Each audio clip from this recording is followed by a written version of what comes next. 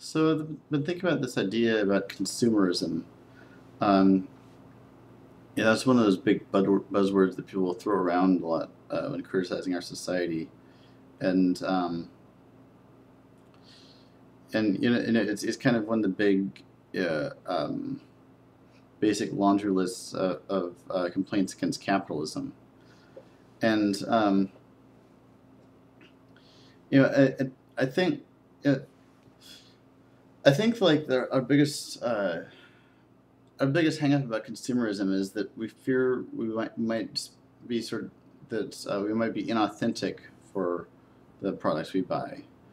And that's because advertising has made it in this country has made it in our society so that um, rather than businesses trying to meet demand, instead they're spending all this money to create demand, and that's why we're bombarded with advertising, and so we fear like that these desires that we have are not really our own; they're sort of put into us by others, and that is a thing you have to watch out for. And I do think that advertising at the very least should not be counted as a cost of production, since it's not producing anything other than demand. It's creating demand rather than meeting demand. Um, but at the same time, I feel like it, taking the sort of anti-consumerist attitude too far leads to a kind of guilt about buying anything for yourself. And I'm not sure that's really a healthy hang up to have. Yeah, I mean, I think to a certain extent, avoiding consumerism can be as inauthentic as indulging in it. Um, so I mean, it's first know thyself, and then like once you know yourself, acquire those things which lead towards your self actualization. One thing I've found that I like to buy is stuff for my house to beautify it.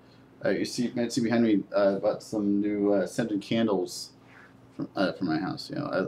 Because I like the smell. I like having good fragrances going throughout the house, and it makes my home feel more welcoming and more comfortable. That's sort of what I enjoy splurging on, is stuff to make my home more comfortable and more welcoming, because it's part of, maybe because of my Cancer sun sign, that's the sign of the house. But um, I mean, anyway, it's sort of like does being spiritual mean that you have to forsake all worldly goods? Well, I mean, yeah, there's certainly a lot of that message, but you go to some Zen meditation center or something.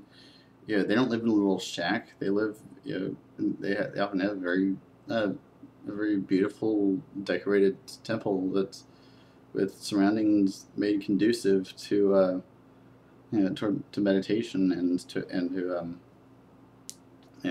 trying to achieve enlightenment. And so obviously, maybe the monks individually don't have any possessions, but yeah, collectively they obviously are making enough revenue to support those kind of places. So I mean, and Jesus, may not have had any possessions of his own, but he was supported by the people who followed him, who would take them into their houses and take him and disciples into their houses and feed them, and give them support and stuff. And were the people who did that bad because they had houses and and stuff to give them? I mean, obviously, when Jesus says, tells the rich man that if he seeks the kingdom of God, he has to give up all his possessions. Yeah, I kind of wonder if he was saying that to all rich people, or if he was talking to one who was so attached to their wealth that had become their idol. Um, and so yeah, I mean, I think it's a lot more subtle than sort of accepting or rejecting consumption. And that's one thing I fear about having such a reflexive anti-consumerist attitude. Because a lot of liberals I talk to have, get the idea that consumption is inherently bad, and thus that leads them to support consumption taxes, which are actually very regressive. Because which I think anyone of a really progressive mindset should be appalled at any such regressive taxes. But for many liberals, they think consumption is bad, therefore you're discouraging consumption by having a consumption tax, and that's a good thing. But actually, you need to discourage the kinds of consumption that are bad for the environment, by taxing use of resources, like use of natural resources that plunder the earth, and thus encouraging positive consumption of recycled products and of products that are made sort of cradle to cradle style, as Lynn McDonough talks about. So yeah, I mean, I think it's I think you have to sort of figure out what is worth consuming, and to not let the things you consume you.